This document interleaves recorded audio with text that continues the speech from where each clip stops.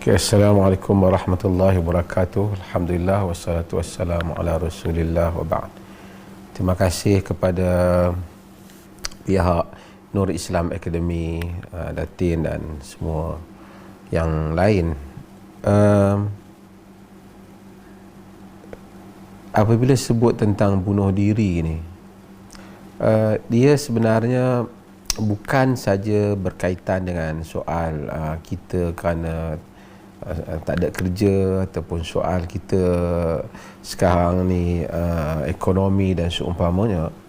Jika kita lihat kes bunuh diri dalam keadaan biasa pun, negara-negara yang dianggap maju ke hadapan mempunyai kadar bunuh diri yang kadang-kala lebih tinggi daripada negara-negara lain, negara-negara yang di bawah ataupun yang tidak membangun ini.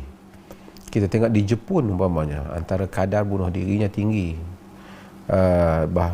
dan kemudian kita lihat artis-artis yang popular dalam dunia ni, banyak kes-kes mereka bunuh diri.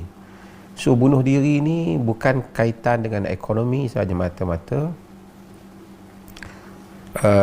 tapi bunuh diri ialah berkaitan dengan satu perkara, iaitu manusia yang hilang harapan, hilang hopeless, manusia yang hilang harapan.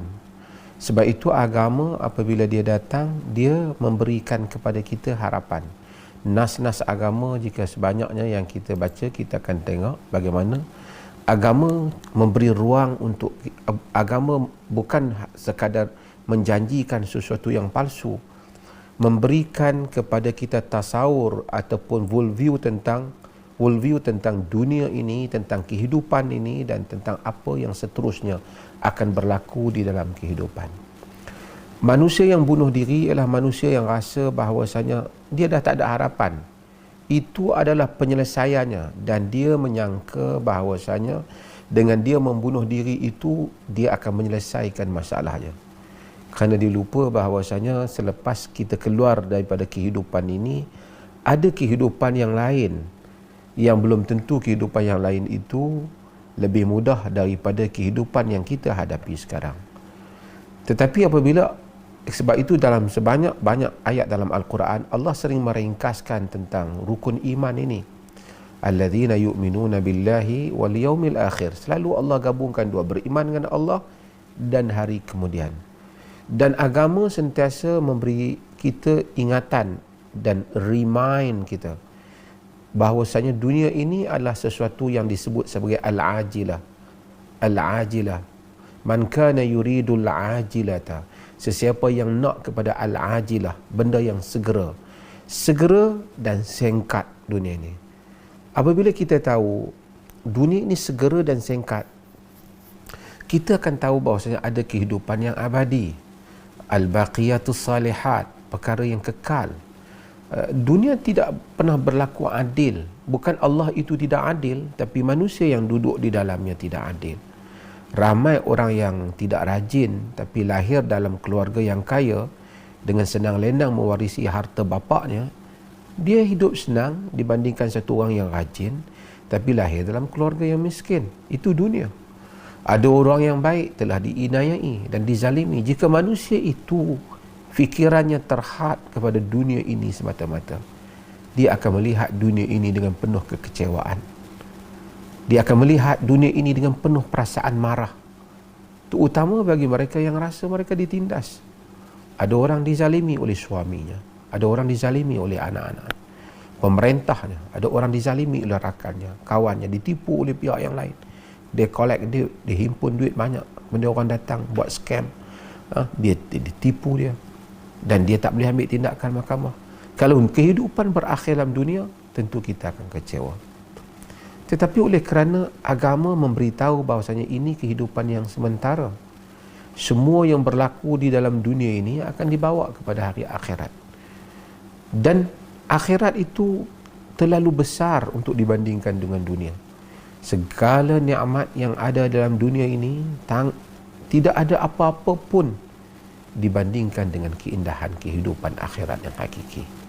Dengan itu manusia mungkin tahu bahawasanya dia akan mengalami dunia ini adalah tempat ujian. Tidak ada orang yang datang ke dunia dia tidak ada ujian.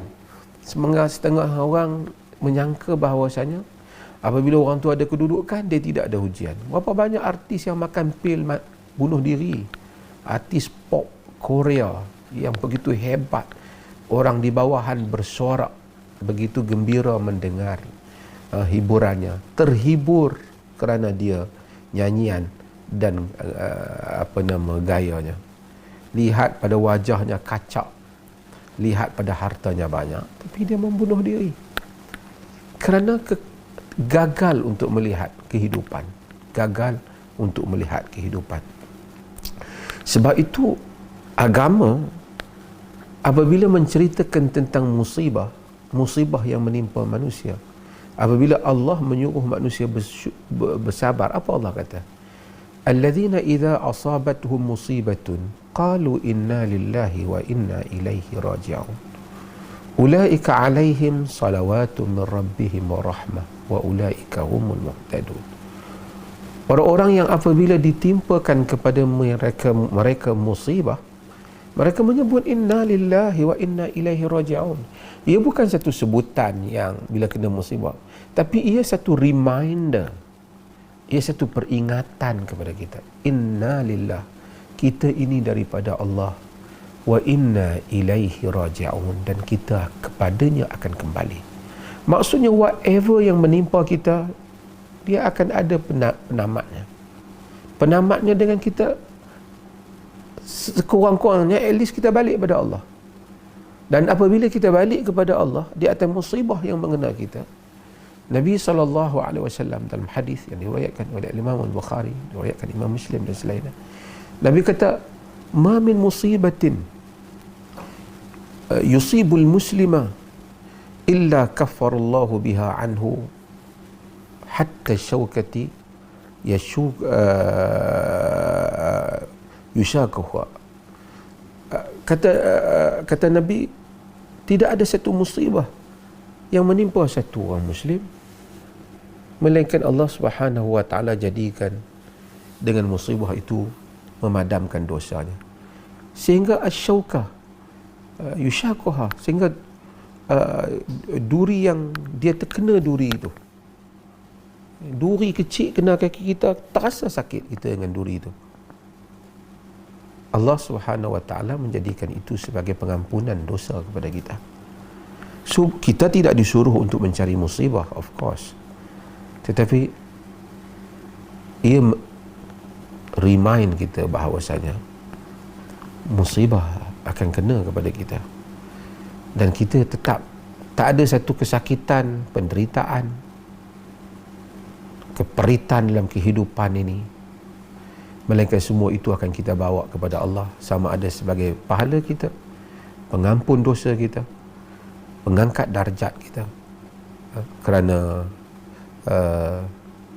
itulah sistem ataupun kejadian alam yang Allah jadikan untuk kita dalam kehidupan ini. Maka dengan tu kalau tanya saya kenapa manusia bunuh diri, hopeless, hilangnya harapan, dan gagal untuk memahami bahawasanya selepas daripada kehidupan ni ada kehidupan yang lain. Tapi bila dia rasa bila bunuh diri selesai, dia sebenarnya macam tak beriman dengan hari akhirat, seolah-olah dia rasa keluar daripada dunia settle masalah. Sebab itu sebahagian para ulama menghukum murtad orang yang bunuh diri ini.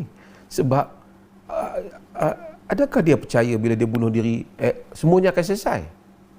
Seakan-akan dia tak percaya ada kehidupan satu lagi selepas daripada kehidupan yang kita ada ini. Allah kata, wala taqtulu anfusakum innallaha kana bikum rahima. Jangan kamu bunuh diri kamu, Allah sayang kepada kamu. Sebab itu, dan kita juga apabila menceritakan tentang agama kepada orang lain, kita hendaklah menceritakan agama yang memberikan harapan, kan? Qulil ibadiyalladzina asrafu ala anfusihim la taqnatu min rahmatillah. Bagi tahu hamba-hambaku yang frust terhadap diri mereka, jangan mereka kecewa dengan rahmat Allah. So agama memberikan harapan. Ia bukan janji palsu, ia janji yang benar. Agama memberikan kita pandangan, sisi pandang yang betul terhadap kehidupan. Sebab itu kita lihat kadar bunuh diri dalam negara orang Islam kurang dibandingkan negara-negara maju pun. Ada negara yang legalize kan benda-benda ni, dia boleh pergi sana dapat, walaupun banyak negara macam UK pun tak benarkan, sebahagian di Europe yang membenarkan. Ramai orang pergi ke sana sebab tu angka dia tinggi. Tapi maksudnya dia rasa that is the way untuk solve dia punya problem, iaitu keluar daripada dunia ni. Seakan-akan dia tak tahu next daripada kehidupan ni ada kehidupan yang lebih hakiki yang dia mungkin tak percaya. Sebab itu kita di dunia orang Islam ni macam-macam juga masalah, tapi orang tak bunuh diri kan? Tak ada orang Islam pergi bakar diri. Tak ada orang Islam, siapa pergi ke India dia tahulah, ramai terjun sungai Gumti, terjun sungai, ada masalah terjun bunuh diri, ada masalah bunuh diri. Di Japan ada forest yang hutan yang khas, orang masuk pergi bunuh diri dalam tu. Kerana apa? Ini semua kerana hopeless, hilang harapan. Sedangkan agama itu ialah berhubung dengan raja, agama itu berhubung dengan mengharapkan rahmat. La tayasu min rawahillah, jangan kamu berputus asa daripada rahmat Allah. Ya.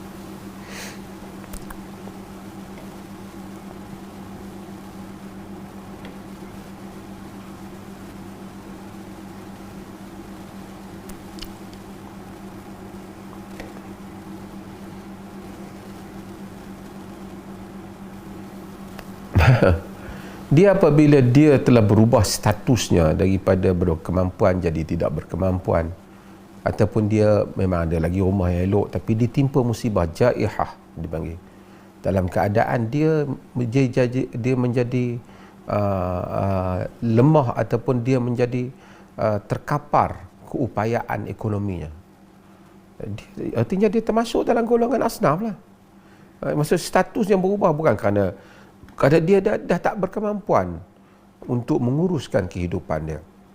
Dia asnaf lah, maksudnya dulu mungkin rumah dia masih elok lagi, tapi nak makan pun dah tak mampu, nak beli untuk anak-anak pun dah tak mampu, nak meneruskan kehidupan dah tak mampu. Bukan kerana soal dia tidak ada, mungkin tengok kereta ada lah kerana asalnya ada, tapi kemudian jatuh statusnya. Dan kereta bukan semudah itu untuk dia jual. Kalau dia jual kereta, dia tak boleh nak berjalan pula. Tapi dia ditimpa musibah. Sebab tu bukan saja miskin, fakir, ada orang juga orang yang al-gharimin, orang yang berhutang, maksudnya dalam keadaan yang sukar yang seperti itu. Semua peruntukan Ibnu Sabil. Ibnu Sabil kan orang yang terputus perjalanan, dia mungkin kaya di negeri dia, tapi dalam keadaan in that particular situation, dia adalah merupakan satu orang yang susah. Kalau itu benar, maka dia bolehlah itu dinilai oleh pihak yang menguruskan zakat lah. Ya.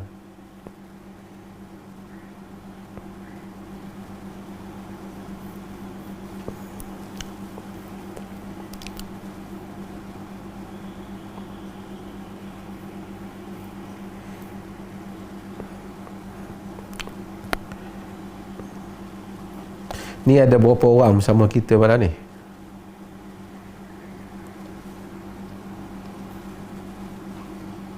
Okey.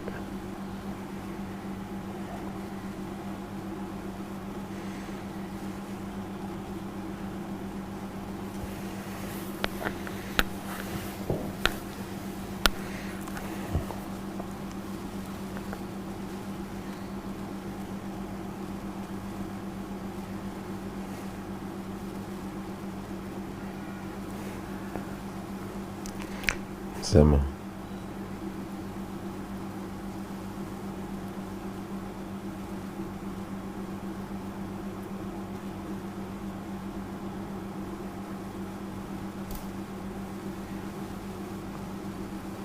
Hilang dah Puan Ida tu.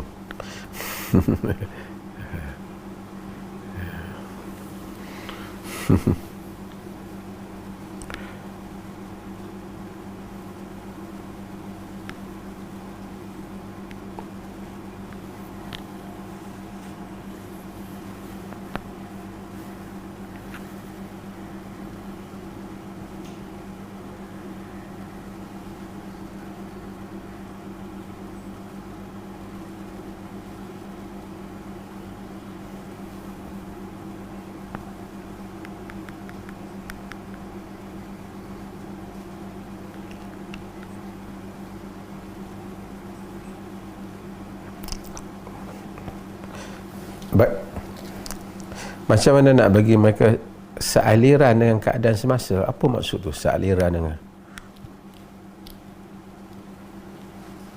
Sealiran dengan keadaan semasa, apa maksud sealiran? Apa aliran semasa tu?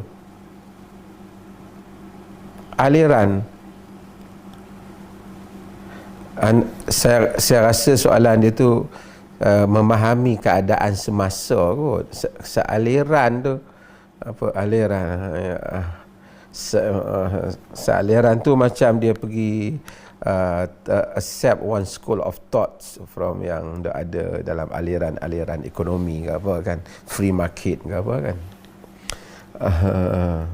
Okey. Okey. Ini very general lah soalan ni. Cumanya manusia ini di dalam pendidik ada beberapa hal. Pertama, kita memindahkan maklumat. Kedua, kita menceritakan pengalaman. Ketiga, manusia itu mengalami suatu pengalaman. Orang-orang muda, siapa pun, walaupun mereka mungkin genius dan mempunyai info yang banyak, tetapi mereka akan pada kebiasaannya, tidak semestinya, mereka akan kurang pengalaman di dalam, kalau diukur pada tempoh perjalanan hidup. Tapi taklah semestinya mungkin ada orang muda yang mempunyai pengalaman yang banyak kerana dia banyak travel, dia banyak kembara dan seumpamanya. Tetapi pengalaman itu memberikan sesuatu yang aspek yang pandangan kepada seseorang yang mungkin, ataupun dia bukan saja punya pandangan tapi mempunyai perasaan terhadap apa yang telah dia lalui dalam kehidupan dunia ini. Sebab itu kita akan lihat hatta di kalangan para sarjana, mereka apabila berubah usia, mereka mungkin mengubah beberapa pandangan mereka disebabkan pengalaman yang mereka lalui. So apabila kita cakap soal umur, kita bukan mempertikaikan soal knowledge. Tidak mungkin kita tak boleh nafi generasi yang ada hari ini generasi Y dan seumpamanya ni, mereka ni mungkin mempunyai info yang lebih banyak pada generasi yang lepas.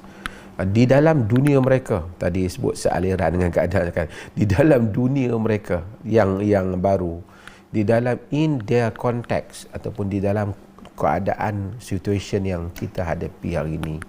Jadi kalau kita nak suruh pasal gadget lah apa ni, mereka pandai lah kan. Saya ada pengalaman mesyuarat kan dengan macam-macam jawatan kuasa oleh peringkat negara ni kan.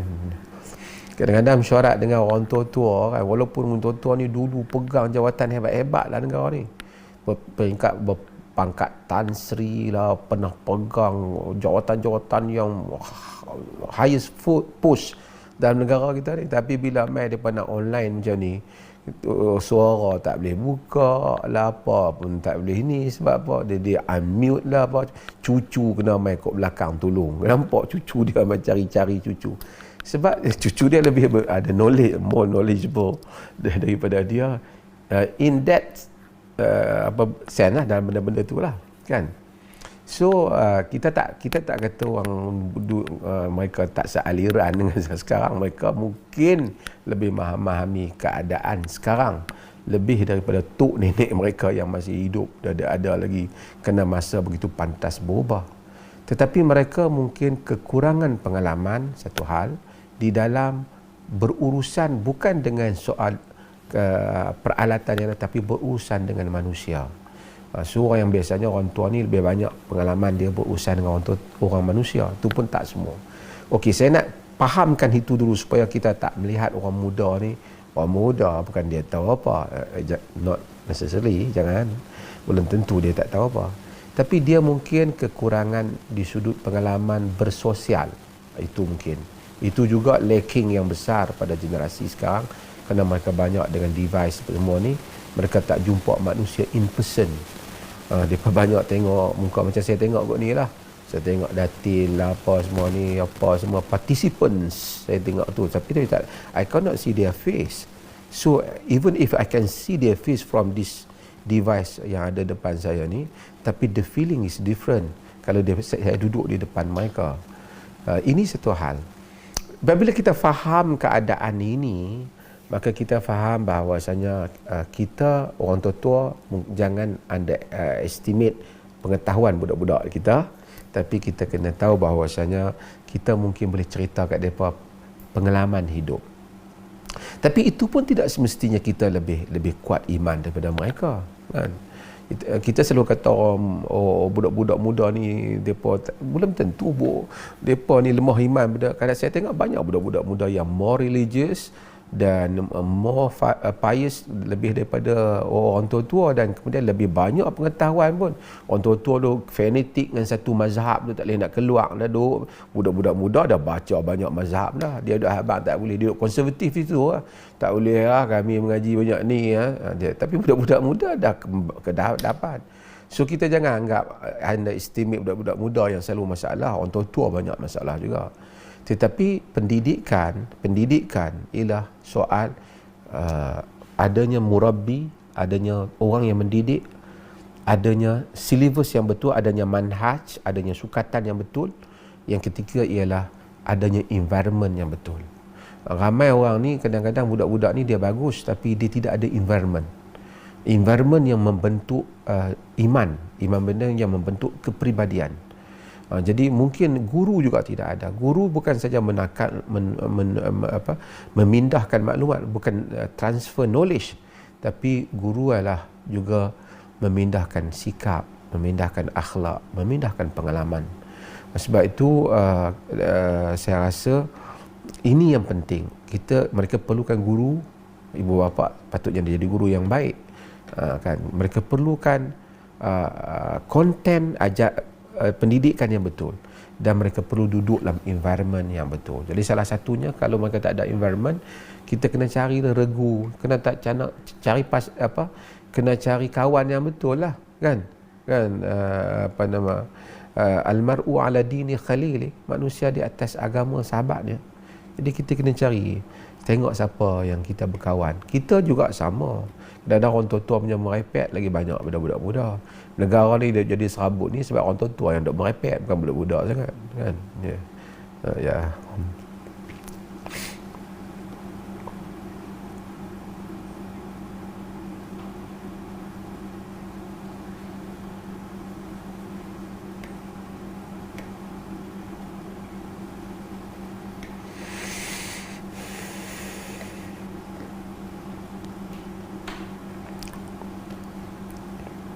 Ya, kalau dia bukan layak kaya.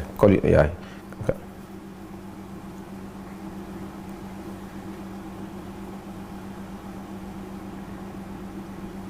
Dia zakat ni diberi pada individu demi individu. So pemberian zakat lah based on keadaan individu itulah. Kita mungkin kadang-kadang kita tak tahu, ataupun kita cari golongan sasaran. Misalnya mereka ni bila orang tu tampil bahawasanya dia susah, kita menilai keadaan sekarang. Umpamanya kita bagi bantuan orang susah kepada peniaga-peniaga ikan umpamanya yang kita tahu terkena, dia apa dapat semua. Kita bagi susah kepada peniaga-peniaga di pasar yang meniaga tepi jalan, kita bagi semua. Macam tu, ataupun kita tak tahu dia buat permohonan, kita tengok kes dia kata ya memang saya ni, tapi sekarang ni saya kerja tak ada, berniaga saya dah 5 bulan tak boleh berniaga sebab keadaan COVID sekarang. Saya memang ada kedai yang besar, tapi sekarang saya susah, kadang-kadang nak beli makan untuk anak-anak pun tak boleh, nak sambung sekolah anak-anak pun, elektrik pun susah. So in that keadaan, maka dia layak lah. Tapi kita tak adalah macam kita lepaskan duit tu semua yang ni mari kutip tu. Dia tak boleh begitulah, kerana ada orang yang affected, ada orang yang tidak affected walaupun duduk satu pejabat. Ada orang yang stabil, mungkin dia ada harta yang lain, dia ada bisnes sampingan yang lain. So zakat berdasarkan kepada keadaan individu-individu yang terlibat untuk diberikan kepadanya zakat. Selain daripada apa yang dia mengaku ialah takwa kepada Allah Ta'ala, bahawa dia kena tahu ini adalah harta zakat yang diberi kepada mereka yang entitled untuk menerima zakat itu. Jika dia tak layak tapi dia claim dia layak, tak boleh lah. Itu dia jawablah dengan Allah. Tapi kita mungkin bagi kat dia, because dia bagi tahu dia macam-macam sekian-sekian. So kita bagi kat dia. Rupanya tak tengok-tengok, dia ni senang lah, dia rumah pun tiap hari makan order restoran besar, tapi dia tengok kawan dia dapat, dia pun pergi minta juga.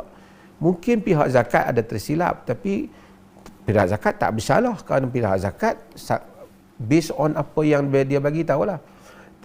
Cumanya kita hati-hati jugalah dalam masa yang sama, sebab tu ada penampisan supaya taklah semua orang tipu, nanti duit zakat yang patut diberi pada sasaran yang sepatutnya terlepas pada sasaran yang salah, ya.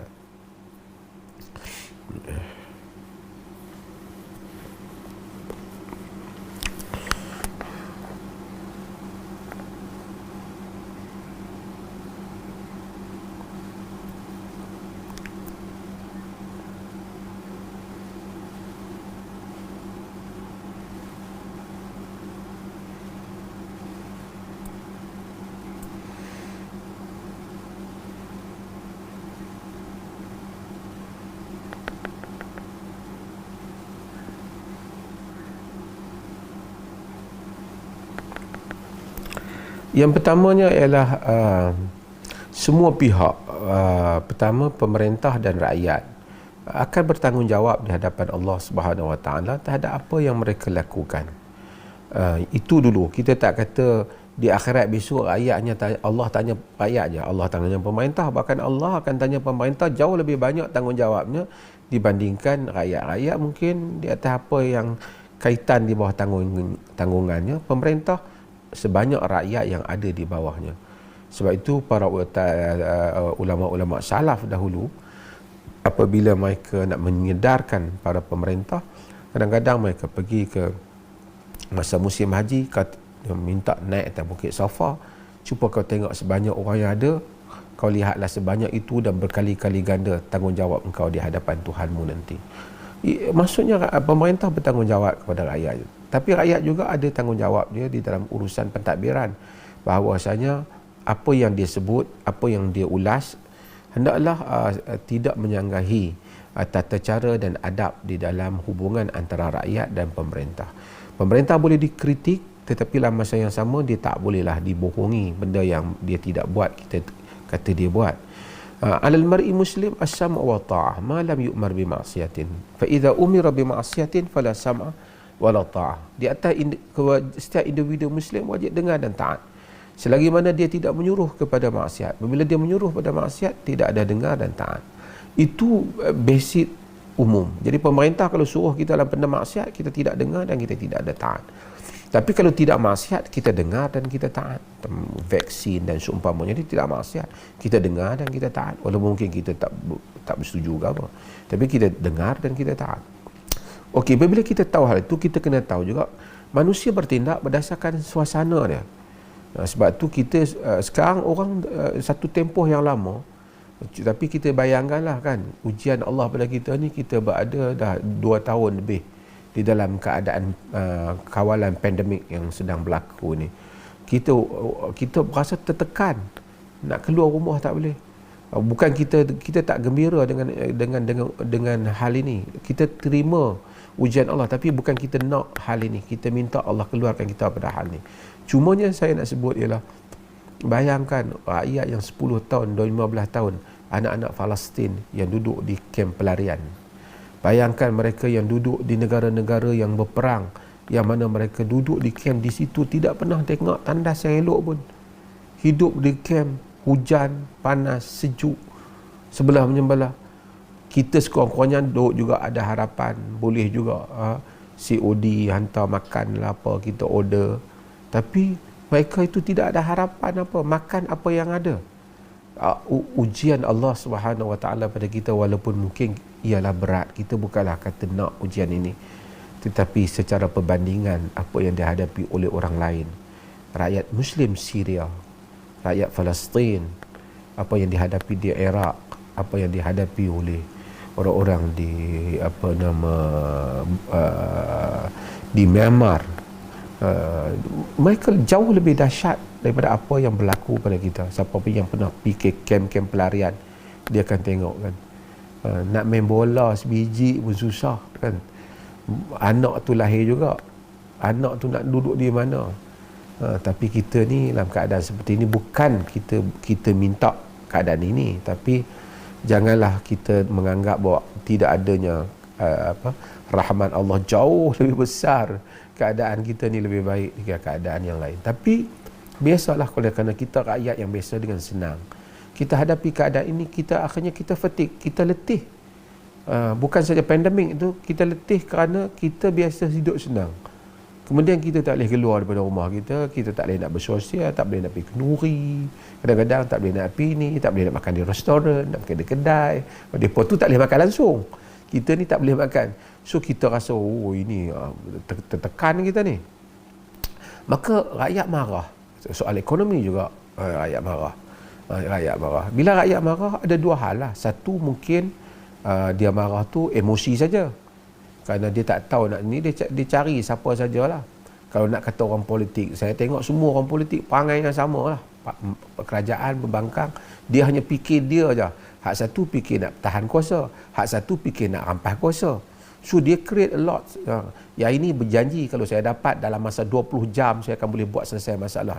Nipu pun, kalau dapat pun tak juga. Kawan ini pula yang yang ni segala dia senang apa, yang dah ada kuasa, macam-macam akal dia pula kan. Dia tak fikir pun, dia mungkin kita kata dia tak fikir, mungkin dia fikir, tapi fikir dia tu tak habis. Rakyat bawah susah. Semua orang politik ni almost they are the same lah, tapi macam tu lah. Tapi kita yang menghadapi mereka ni, kita lihat satu mungkin emosi, yang kedua jika benar apa yang mereka buat salah, dan salah itu salah benar dari sisi agama umpamanya, kita berhak memberikan pandangan kita pada mereka lah. Maksudnya kita kata salah lah apa yang mereka buat. Mereka tak bagi orang langgar SOP umpamanya, mereka langgar SOP umpamanya, contohnya lah kan. Salah lah hal itu kan. Ataupun tindakan-tindakan yang mereka buat tu pilih bulu umpamanya, kita salah lah, kita kritik lah benda tu. Tetapi kita jangan dalam kerangka kita mengkritik orang, kita sacrificekan diri kita. Kita marah pada orang, akhirnya kita tolak rahmat pada diri kita. Kita keluarkan perkataan-perkataan yang bukan disgrace itu menimpa dia, menimpa kita. Jadi sebab itu dalam masa yang sama saya tahu keadaan orang marah pada kerajaan. Bukan saya ingat, bukan orang marah kerajaannya, orang marah pada semua orang politik lah. Mula-mula dulu marah, sekarang lama-lama duduk, kita tak tahu nak salah siapa. Nak kawan ni suruh kita ambil vaksin. Vaksin sekarang tak habis lagi. Lepas tu tanya kerajaan pula, vaksin macam mana? Kerajaan pula kata punya vaksin duk tunggu pula, sebahagian vaksin tak sampai. Negara-negara maju bahagi dulu vaksin di kalangan mereka. Kita yang ada, walaupun duit dah booking dah buat apa semua, perjanjian dah buat, tunggu dulu supaya dia orang dulu selesai baru kita dapat.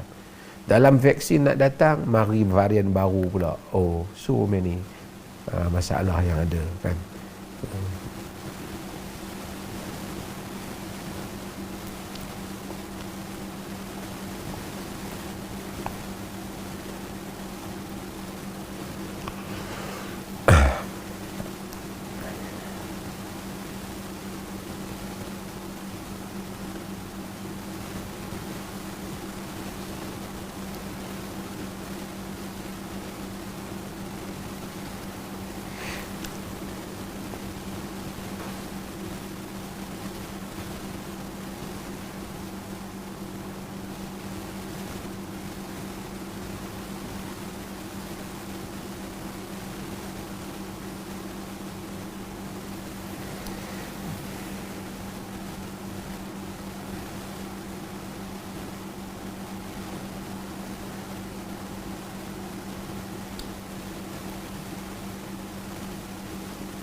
Dia dia soal bukan soal itu, soal kepimpinan ialah uh, uh, bukan soal membangun, tetapi soal apa yang kita minta pemimpin jaga. Kalau kita ni fikir pemimpin tanggungjawab dia nak jaga supaya kita boleh makan saja, okey, whoever pun boleh lah. Tapi kalau kita minta pemimpin di samping dia menjaga soal makan dan kehidupan kita, dia juga menjaga soal agama kita. Islam tak dihina, agama. So kita kena ambil bahagian, di bahagian itu juga mesti ada peruntukan, consideration kita di dalam membuat keputusan. Kalau kita hanya fikir ini semua urusan dunia semata-mata, of course lah, maka tidaklah saya kata 100%. Saya daripada dulu konsisten, non-Muslim boleh untuk memegang jawatan-jawatan tertentu jika ia tidak menjejaskan dasar. Bagi sebuah negara orang Islam mestilah mempunyai dasar Islamnya, kan? Dan kita mempunyai pengalaman dalam satu tempoh.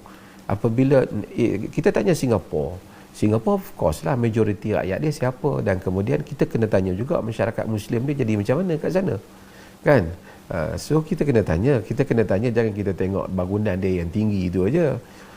Kan, kita kena tanya keadaan itu, dan kita kena tanya juga keadaan kita pernah melalui satu tempoh dalam negara ini dengan kepercayaan yang diberikan. Apa berlaku every day? Apa yang berlaku? Mungkin orang kata itu propaganda musuh politik mereka, tapi kita melihat secara mata kita, pengalaman kita melihat mereka every day non-stop. Yang dibangkitkan ialah isu agama dan isu kaum. Bukan kata musuh dia yang buat, from their mouth. So kita rasa bukan soal non-Muslim je, tapi sebahagian non-Muslim dalam negara kita not mature enough untuk mengendalikan. They are politician, but they still have, dia kata takut tak mau ada racism, but they themselves they have none. Saya tak spesifikkan, tapi siapa yang lalui tempoh itu kita tahu. So bukan kita tidak, orang Malaysia, saya kata orang Malaysia, orang Islam dalam banyak keadaan ini we are very tolerant. Kalau ada pejabat orang Islam, ada non-Muslim, ada, selalu kita bagi peluang. Tapi macam dulu saya katalah, saya bukan menyalahkan non-Muslim. Kedai orang bukan Muslim boleh ada dalam kampung orang Muslim. Dia panggil lagi toke, dia bayar pun, kaya raya pun toke tu di tengah-tengah kampung. Tapi sukar untuk jadi satu kedai Muslim di tengah bandar yang bukan Muslim dan dia mendapat support. Ini adalah realiti. Non-Muslim minority boleh hidup kaya raya pun di negara orang Muslim. Tapi dalam banyak keadaan minority Muslim tidak boleh hidup dengan aman di negara non-Muslim. Kita boleh tengok di Burma, kita boleh tengok di banyak negara-negara yang bersekitaran dengan kita. Kita boleh tengok apa yang berlaku. India, tengok 100 million Muslim, tapi apa yang jadi? Bakar masjid, bakar apa? Di China, kita tengok apa yang jadi kepada minoriti Muslim. So bukan soal non-Muslim itu kita membenci dia kerana perbezaan agamanya, tetapi pengalaman mengajar manusia. Sebab itu maka agama juga, bila datang nas-nas agama, meminta kita juga berhati-hati dalam soal seperti ini. La yanhaakumullah 'anil ladzina lam yuqatilukum fid din wa lam yukhrijukum min diyarikum an tabarruhum wa tuqsitu ilaihim. Allah tak larang kamu buat baik kepada orang yang tidak memerangi kamu di dalam agama kamu dan cuba dan mengeluarkan kamu daripada kampung halaman kamu. Tapi kalau dia sentimennya ialah sentimen tak suka Islam, kenapa Islam macam ni, kenapa Islam dapat ni, kenapa masjid, is that sentiment you can handle. Negara ni of course dia Muslim, mesti ada banyak masjid, mesti ada peruntukan untuk orang Islam. Tapi from the day one, bila you ada sikit kuasa, itu yang question yang tiap hari you bangkitkan. Bukan soal ekonomi yang patut you bangunkan. Dulu saya sebut hal ni. Saya bersama dengan pemikiran yang terbuka dalam hal ni, menerima non-Muslim. Tapi saya kata pengalaman yang pendek yang dilalui sepatutnya you manfaatkan untuk buktikan kepada orang Muslim, kami ini bila duduk di atas, kami tidak resis, kami tidak anti-Islam. Tetapi pengalaman yang singkat tu, you telah berikan gambaran yang berbeza yang menjadi, daripada apa yang menjadi harapan orang. So again, kalau kita soal ini, apabila kalau ada peluang lagi sekali, tentu Muslim akan kembali mengingati tempoh yang sama walaupun singkat itu. Saya rasa bukan soal perkauman di sini, tapi soal manusia hidup dengan pengalaman. Macam mana hidup dengan pengalaman.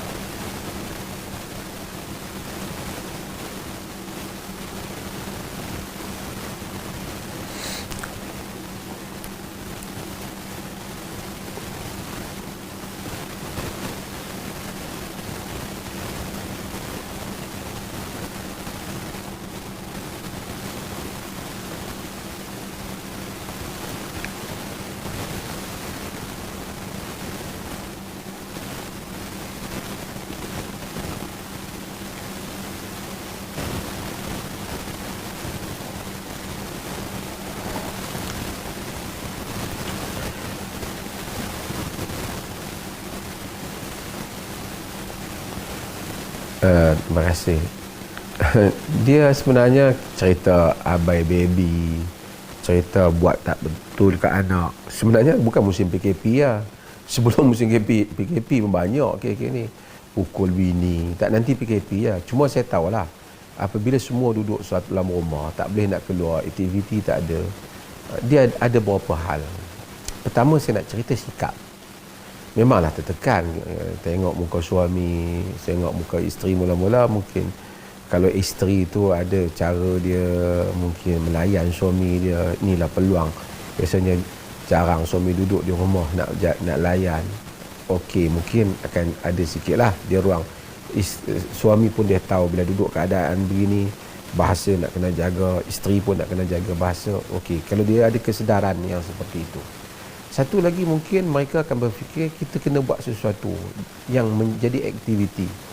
Rumah mungkin tak sama, ada rumah besar, ada rumah kecil kan. Kalau masak, okey, kita tolong masak. Kalau tak, apa suami dia minat. Misalnya, dia ni orang melukis kan, mungkin dia boleh melukis. Yang boleh menjahit, mungkin dia menjahit. Supaya dia ada aktiviti, kena duduk. Tetapi satu ruang lagi yang saya nak sebut. Itu soal kita urus dia. Satu ruang yang manusia yang Nabi SAW sebut kata nikmatan, dua nikmat yang ramai manusia tertipu di dalamnya. As-sihhatu wal faragh, iaitu sihat dan waktu lapang. Jadi waktu lapang ni bukan selalu dalam hidup kita, bukan boleh kita dapati. Saya pengalaman saya lah. Kalau tak kena PKP ni, saya pun tak tahu nak tanam apa pokok-pokok Tapi oleh kerana dah tak boleh keluar, nak pergi keluar tempat lain pun tak boleh, ada. Tapi satu ruang yang saya nak kata ialah mungkin yang kita tidak isi, ataupun mungkin kita isi tapi tak cukup. Tapi masa ni kita patut kita belajar. Allah bagi peluang pada manusia zaman ni, dia boleh belajar agama banyak. Dia tengok handphone dia ada macam-macam, dia tengok. Kadang-kadang dia tak tengok manfaat pun, sebahagian pun. Ramai juga kita macam tu kan. Tapi kalau anda nak tengok ceramah, banyak boleh. Nak baca buku, tak nanti beli. Dalam Facebook pun, dalam internet, banyak macam-macam bahan boleh baca. Artinya kalau 2 bulan dia study satu subjek tu, dia boleh jadi pandai hamilan tu. Tapi kita tak buat benda tu. Tapi satu bahagian lagi apa? Ibadat. Kita kadang-kadang dah siang dah tidur banyak kan, patutnya malam bangun, mungkin 4 dah bangun, dapat solat, dapat zikir. Kadang-kadang nak dapat hari-hari nak istighfar umpamanya 1000 kali, 2000 kali. Wabil asharihum yastaghfirun, pada waktu sahur mereka istighfar. Hari kerja letih, kalau nak pergi kerja lagi pagi-pagi nak sebahagian orang.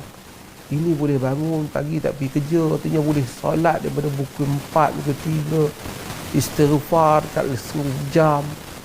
Berapa banyak kelapangan dada yang kita dapat. Tapi semua tu sebahagian orang dia tak nampak lah. Ataupun kita tak nampak sebab kita tak tengok, aku nak buat apa tak tahu. Padahal banyak hal yang kita boleh buat. Bukan perlu jadi kaya pun. Takkan rumah kita tak ada tingkat sejadah pun. Takkan rumah kita tak ada tempat nak duduk. Lepas dah tak tahu nak apa, semayang 2 rakaat, duduk subhanallah, subhanallah, subhanallah, subhanallah bihamdihi. Banyak benda yang kita buat. Selain daripada aktiviti yang lain, ambil buku, boleh baca habis buku tu. Yang dah tak tahu nak buat apa, misalnya dah tak boleh baca Quran, boleh mula hafal Quran, hafal surah-surah. Mana dia ada masa sebelum ni? Tapi semua tu dia tak nampak. Dia nampak muka bini dia nampak muka dia nampak muka bini dia nampak muka dia. Lepas tu dia naik angin. Lepas tu dia tengok muka bini dia, mula-mula nampak macam lawa, betul lama-lama tak lawa. Jadi macam-macam lah kan. Jadi ini semua saya rasa bukan soal PKP dah. Apa kata PKP ni kurniaan Allah juga, nikmat. Tapi how we manage ourselves. Macam mana kita uruskan diri kita. Tapi kalau satu orang dia balik, besok aku nak study bab fiqh. Bab misalnya bab fardu ain ni aku nak bagi pandai betul lah. Daripada bab wuduk sampai semayang ni pandai betul-betul. Ramai orang boleh bagi pandai. Saya buat saya tiap hari dalam IG saya ajar bab-bab fiqh yang awal ni kan. Ramai orang tonton dan tengok dan dia mungkin boleh pandai, betul, boleh study lagi, boleh baca. Kalau nak ikut nak baca tak, tapi kita duduk sampai sakit tengkuk ada orang sampai balut tengkuk dia. Sebab apa? Duk baca handphone ni. Tapi dia baca benda tak manfaat pun. Bila dia baca tak manfaat, begitulah. Ikut-ikut. Ialah sesempit mana rumah pun ada ruang satu orang duduk di satu sudut, buat saya boleh baca buku. Tapi ini buku tak apa. Membaca pun tak apa tak. Kita hanya nampak pada masalah. Kita tidak nampak pada peluang yang Allah bukakan pada kita, yang mana peluang ni belum tentu bila hilang MCO ni belum tentu datang balik lah kita benda ni. Mungkin semua sibuk je, masih orang tanya, oh dia tak ada masa lah nak baca-baca ni, tak ada masa lah aku pun nak semayang malam pun, siang pun letih kan. Tapi sekarang ada banyak orang. Sebab tu saya rasa sama ramai orang komen pasal keadaan kan. Penyair kata nu'ibu zamanana wa ma aibu illa fina. Wama nu'ibu zamanana wa ma aibu illa fina wa ma li zamanana aibun siwana. Kita ni mengaibkan zaman masa kita, sedangkan tidak ada aib melainkan pada diri kita. Tidak adalah keaiban pada zaman kita ini, melainkan kita tu sendiri yang aib. Maksudnya kecacatan itu hanya diri kita lah. So kita soal kenapa masa aku nak pergi mana tak boleh ni. Padahal ya Allah, orang yang duduk dalam penjara tu sampai boleh tulis tafsir duduk dalam penjara. Pasal para ulama ramai yang tulis tafsir dalam penjara. Pasal dia tahu boleh duduk penjara tak boleh buat apa, bini tak ada apa, tak ada lagi tertekan. Tapi dia ambil tulis tafsir. Ramai orang hafal Quran kena duduk dalam penjara. Patutnya ramai juga orang membaca banyak buku yang dihabiskan kerana PKP. Tapi kita tak buat. Ya.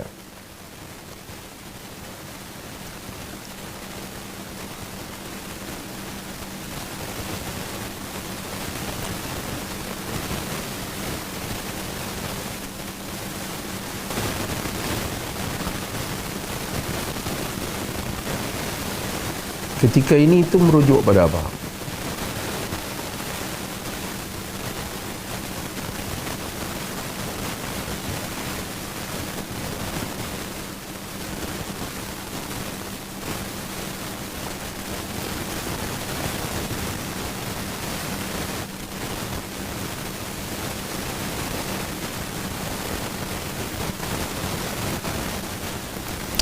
Saya tahu ya, hal ni bukan mudah. Cumanya saya nak sebut, saya nasihat diri saya lah. Saya kadang-kadang saya sibuk kan. Sibuk.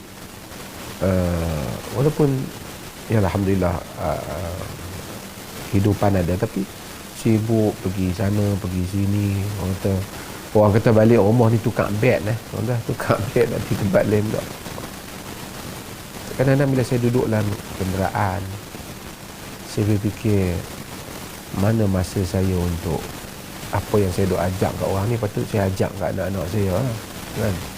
Ajak orang lain nak jumpa saya, nak belajar dengan saya. Anak-anak saya patutnya jumpa saya, belajar saya. Mereka jumpalah juga saya bila saya balik duduk makan, saya tegur yang tu yang ni, pas semayang sekali. Tapi masa tak cukup. Tapi bila ada keadaan macam ni, saya rasa peluang saya duduk dengan dia orang untuk mereka belajar dengan saya. Sebahagian bapa tu, saya mungkin tak apa tanya khabar anak pun. Sekarang anak duduk keliling, tapi oleh kerana diri dia masalah, dia nak lari pada anak dia. Inilah peluang anak dia duduk keliling, cerita pada anak dia apa masalah, apa memahami anak dia faham ayah dia. Pasal anak kita ni kadang-kadang seharian duduk dengan orang, mungkin nak kawan dengan dia, tapi berkawan dengan orang lain. Sebahagian orang anak dia suka berkawan, tapi tak ada ruang dengan mak bapak dia. Sekarang dia ada ruang dengan mak bapak dia. Mungkin ramai anak lebih sayang kat cikgu dia, sebab cikgu dia yang duk tanya dia semua. Mak bapak dia jarang tanya. Bila orang tanya siapa anak, mana nak ada masa Ustaz, kita ni tiap hari kerja. Sekarang dia ada masa. Apa yang belajar kat rumah, apa yang kat sekolah. Kakak belajar apa, kakak suka apa, sebagai orang. Maka dia pun tahu anak dia suka apa, anak dia cerita masalah.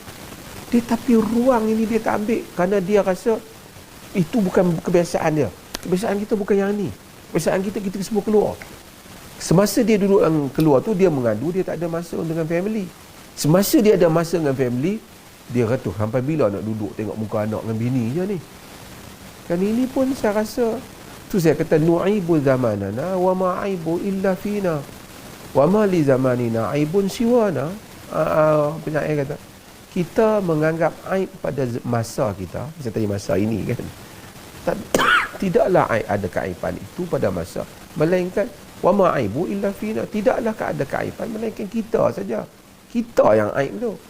Wa ma li zamanina aibun siwana, tidaklah ada bagi zaman kita tu apa-apa keaiban melainkan diri kita sendiri. Pasal kita tak boleh nak manage, so kita salahkan rahmat. Orang yang, saya bukan, kita tak mahulah masuk penjara, tapi orang yang masuk penjara boleh menghasilkan macam-macam hasil. Ini kan pula kita yang duduk dengan family. Mungkin kita boleh, hari ini kita masak, hari ini kita masak. Dulu kita mungkin kasar dengan anak kita, hari ini kita sabar, kita belajar bercakap elok dengan dia. Dia cuba memahami kita. Ni dia tengok muka dia, kita meluat. Dia tengok muka kita meluat. Macam mana boleh meluat mak bapak dengan anak-anak? Sedangkan kita bila balik rumah tengok anak-anak kita tidur, sayu hati kita, kita cium dia. Sekarang dia duduk dengan kita. Dulu mungkin tak mau duduk, jarang kita jumpa, tak tahu apa cerita anak sulung ni. Sekarang duduk keliling kita. Sama ada duduk TV ke, dia tengok handphone kan, duduk keliling. Boleh panggil kita mak bapak. Kerana selama ni dia cuai dengan diri dia. Misalnya, bukan sukar pun untuk jadi imam. Bukan nak suruh baca surah panjang-panjang. Kalau dah tak boleh, tak boleh baca yang panjang-panjang, yang boleh baca panjang-panjang, bacalah. Mungkin macam family sebahagian kita ni, mungkin kita tukar-tukar imam. Lepas tu kita boleh cek balik bacaan-bacaan anak-anak kita, terutama surah-surah yang panjang-panjang tu. Tapi mungkin orang lain bapak dia, hari ni pak dia jadi imam. Kemudian hari dia pusing dengan anak-anak dia, lepas tu berzikir bersama. Kemudian ajak anak-anak, tanya abang, baca Quran sama-sama. How nice masa dan keadaan ni kalau kita manfaatkan. Kalau tak, kita tengok ada masalah. Dan kita tengok lagi tak selesai PKP ni, aku duduklah masalah. Ada orang kata macam tu. Padahal kita kadang-kadang fikir, habislah PKP ni, bapa nak kena pergi dah. Tak boleh lah berjumpa hampa tiap hari nak solat ramai-ramai macam ni. Esok apa solat di tempat lain pula. Ni solat, lepas solat boleh bagi tazkirah. Kalau tak bagi tazkirah pun, abang baca buku ni satu abang, bab ni kita dengar sama-sama, boleh pun. Oh, kami tak biasa, kami bukan hidup macam tu dulu. You tak biasa, but you can change. Bukan you belagak jadi ustaz pun, you baca bahan pun. Orang pun tengok, oh ayah kita ni ada juga kenangan anak dia bila kita mati nanti. Dulu masa PKP duduk dengan abah baca, kita dengar, kita baca, abah dengar. Abah pun tak boleh baca panjang, kita jadi solat Aisyah, tapi abah jadi solat Zuhur, abah jadi solat Asar. Lepas tu sembang sama-sama apa semayang. Kan suasana banyak yang mana kita tak dapat kalau tidak PKP. Tapi kita melihat pada masalah dan kita terpengaruh. Saya bukan kata tak ada masalah. KKP tak tahu masalah, tension duduk di rumah, tension tertekan, hidup di rumah tertekan. Kita pun terikut orang, kita tanya apa yang tertekan ya? Saya tengok muka bini tertekan, kacau ni tengok muka bini tertekan, tengok muka lelaki tertekan, tengok muka anak tertekan. Pasal bila kita tengok anak kita duduk, anak kita buat apa? Anak kita duduk pegang handphone, kita buat apa? Duduk dengan handphone. Panggil anak-anak keluar, duduk di ruang tamu. Kalau rumah tak besar, mana duduk di ruang tamu. Seorang baca, tak boleh baca Quran, baca terjemahan. Saya tak biasa duk buat macam tu Ustaz sebelum ni. You are the leader of your family. You yang ketua you punya family. Kalau yang dah tak ada suami, mungkin mak dia boleh dengan anak-anak dia. Kalau tak lah ni abah minta maaf lah sebelum ni abah pun tak apa bersungguh dengan bab agama ni. Tapi tak apalah, kita bersama-sama belajar. Tak pasang ceramah siapa-siapa, ajak anak-anak tengok 5 minit, 10 minit. Banyak yang boleh kita buat sebenarnya. Saya bukanlah nak kata nak blame orang yang kita, memanglah kadang-kadang memanglah kita fikir yalah macam mana ni kan, nak makan pun tak ada lah kerja. Of course semua orang ada masalah, of course semua orang ada masalah. Saya tahu ia bukan mudah fikir duit tak ada, hutang dan seumpamanya.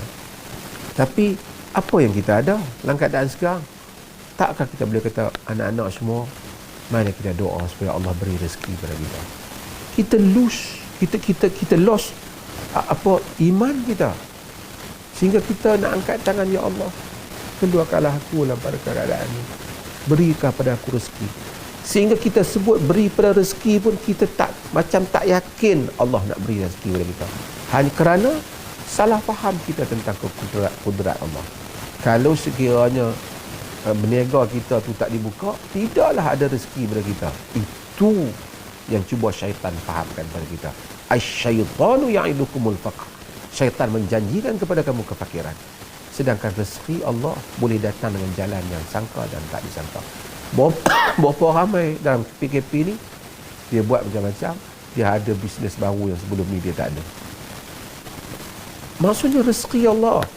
So saya bukan kata cakap senang lah, tapi maksudnya seseorang berfikir, mungkin sebelum ni sebahagian dia cari rezeki dia tak study, mungkin dia boleh study macam mana cara buat benda-benda yang baru, yang mungkin bidang yang dia tak ceburi lagi sebelum ni.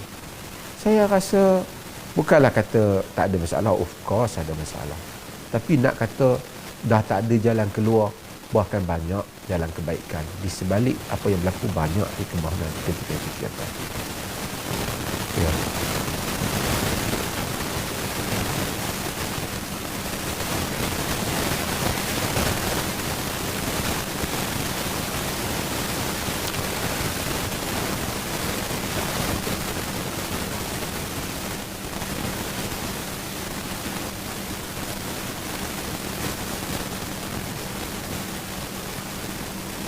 Ya.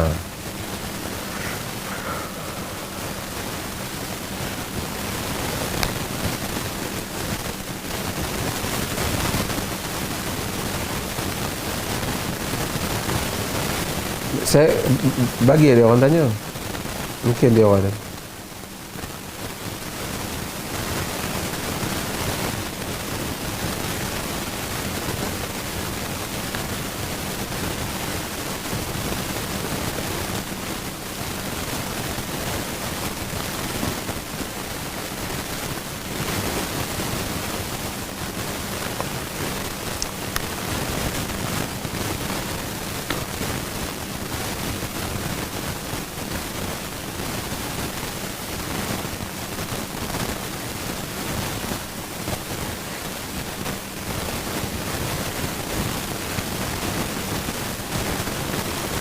Salam. Boleh nampak Kat mana muka? Okey, AB.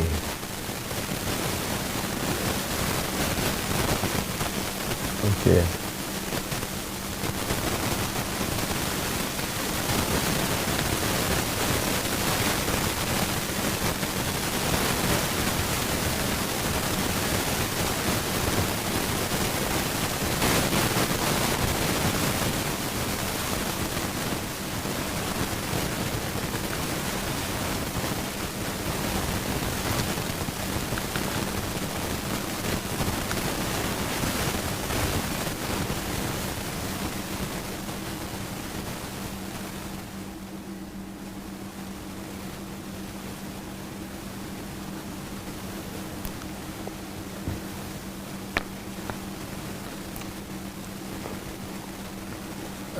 Terima kasih.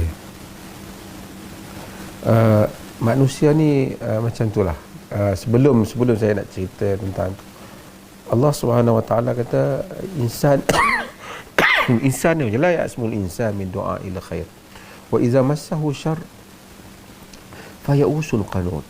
Manusia ni dia tak akan apa dia tak akan berputus asa, ataupun dia tak akan lemah semangat, ataupun dia tak akan bosan untuk meminta kebaikan. Tapi bila dia dikenakan kepadanya keburukan, dia akan jadi hopeless, dia akan jadi despairing, dia akan jadi tak ada harapan. Itu memang manusia ni begitu tabiat. Allah kata wa yad'ul insanu bi syarri du'aahu bil khair wa kana al-insana ajula.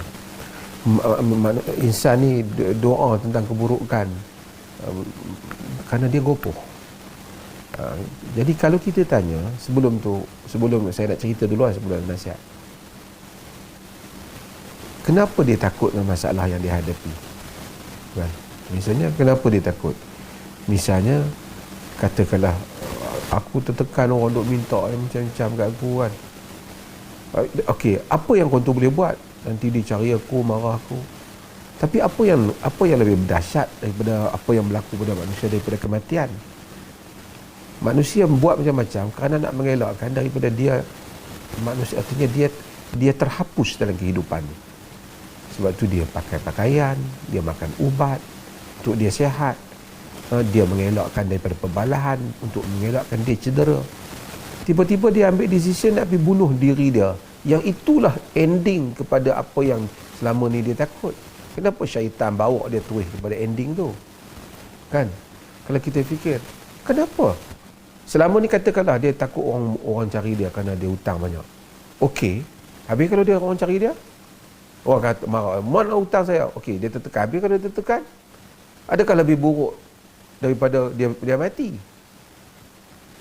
Jadi mati, bunuh diri itu kerana dia syaitan menipu dia. Kalau kita ajak dia fikir balik, apa you dapat bila you mati? Maksudnya selama ni yang you takut tu, mana lebih besar antara yang you takut tu dengan kematian ni yang you akan hadapi. Kalau dia Muslim, you akan hadapi satu kehidupan yang jauh lebih dahsyat.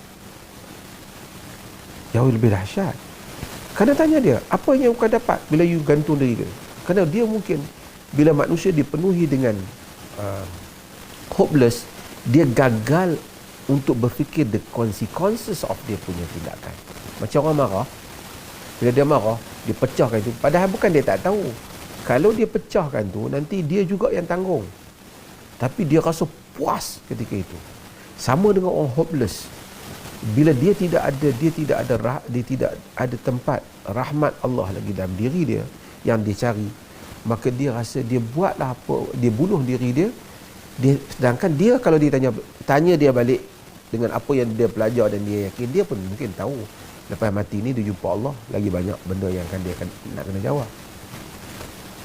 Sebab tu dalam Quran Nabi Yaqub kata kepada anak-anak dia kan, la tayasu min rauhillah fa innahu la yayasu min rauhillah illa alqaumul kafirun. Jangan kamu berputus asa daripada rahmat Allah, kerana tidak ada yang Yai'asu min rauhillahi illa alqaumul kafirun. Tidak ada yang berputus asa daripada rahmat Allah melainkan orang yang kafir. Maksud dia kufur kepada hakikat penciptaan dan kesudahan apa yang akan berlaku. Dia putus asa, seolah-olah tak ada harapan dah dari aku dengan Allah. Ana 'inda dhanni 'abdi bi. Aku bersama dengan sangkaan hamba-ku denganku. Mungkin kita tak ada sempat nak baca dalil pada dia, tapi ajak dia berfikir macam orang nak mengamuk kan. Kalau awak pecahkan ni, apa yang awak dapat selepas daripada ni? Kan? Kalau awak bunuh diri, apa yang awak dapat selepas daripada itu? Adakah awak sangka selesai masalah awak? So, melainkan dia depressed, dia gila, dia apa, itu satu keadaan yang lain. Tapi dia manusia, dia nak sampai kepada peringkat sehingga dia itu jadi gila ataupun hilang kewarasan, semuanya disebabkan kerana dia salah faham dan menghadap sebahagian konsep hidup ini ataupun perjalanan hidup ini. Daripada awal lah kita ada masalah. So kita tak faham dia punya peta hidup ni. Peta hidup ni, whatever orang tu dia, siapa pun, peta hidup ni ending dia pergi pada akhirat lah. Tapi satu benda yang dia tak ada selama ni, iaitu dia rasa, kepada siapa aku nak mengadu masalahku? Kepada siapa aku nak mengadu masalah ni? Kerana mungkin penerangan agama ke apa yang tidak memberikan penekanan yang cukup. Allah itu ada dan dia akan membukakan jalan pada engkau apa yang engkau tak sangka. Kan? So, apabila manusia tidak sampai kepada peringkat meyakini bahawasanya Allah akan menyelesaikan masalah dia.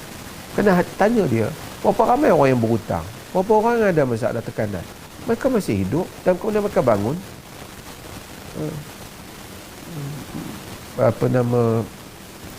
Yalah, orang dalam keadaan yang seperti itu kena ajak dia berfikir. Sampai pada itu mungkinlah kita bukan, tapi kena bagi tahu dia iman juga. Kalau awak mati, belum tentu penyelesaian. Kalau hari ini masih lagi awak hidup, banyak lagi ruang penyelesaian yang awak boleh cari. Kan? Katakanlah apa pun berlaku, masih lagi awak masih hidup lah. Lagi hidup, lagi boleh berusaha. Tapi bila awak mati, tidak ada dah penyelesaian. Melainkan awak akan dibicarakan terhadap segala amalan yang telah dilakukan. So, ajak dia berfikir semula. Kerana hilangnya kewarasan. Cuma manusia ni, depression ni sebahagiannya dia dah jadi apa? Monyok, dan dia dah jadi tak tahu nak fikir. Dia jadi tak tahu nak fikir. Dan kita pula kadang-kadang pergi pada secara pendekatan yang salah sebahagian tu kan. Dia dah jadi tak tahu nak fikir. Tapi nurani dia masih ada kalau kita berbicara. Sebab tu selalu kita sebut kalau ada anak-anak family kita, ubat pada semua hal ni, sebut la haula wala quwwata illa billah. Tidak ada daya, tidak ada upaya melainkan dengan Allah. Sebut banyak kali, ratusan, ribuan kali. Dia akan melihat keajaiban.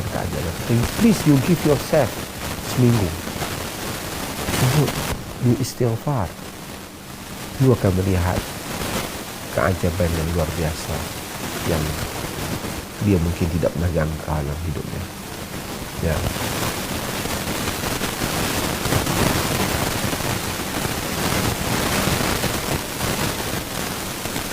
Tak apa, buka je.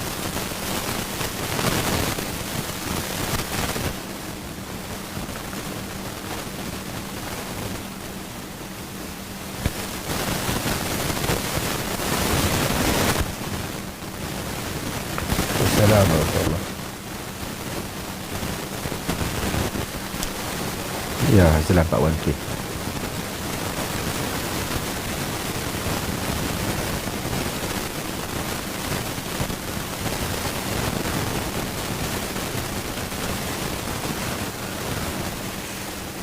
Ya.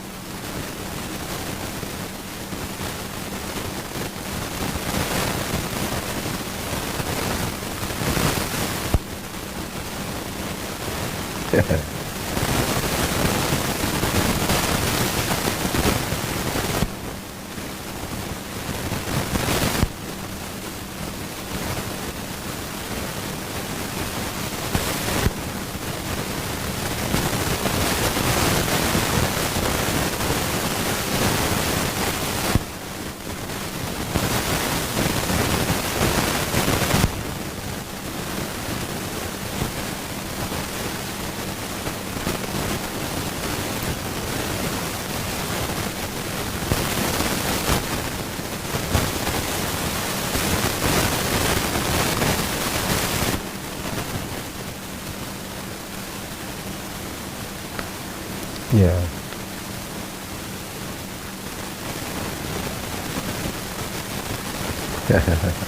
Boleh juga puasa Isnin Khamis kalau betul puasa masa kerja. Ya.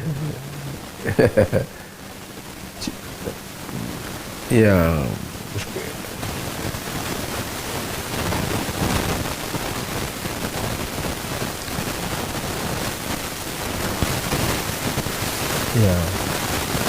Saya nak ulas sikit. Kadang-kadang saya ingin tengok kita ni terlalu banyak negatif dalam kempen ni. MCO tak tahu nak ke mana, tekanan perasaan, tak tahu nak buat apa, meningkatnya perceraian, meningkatnya pergaduhan rumah tangga, meningkat macam-macam. Padahal kita patut dalam media sosial MCO peluang untuk kita bersama keluarga, peluang untuk mempelajari benda-benda baru, peluang untuk bercucuk tanam, peluang untuk macam-macam. Tapi kita semua negatif ya semua yang kata kerana MCO ni sebut orang tak boleh.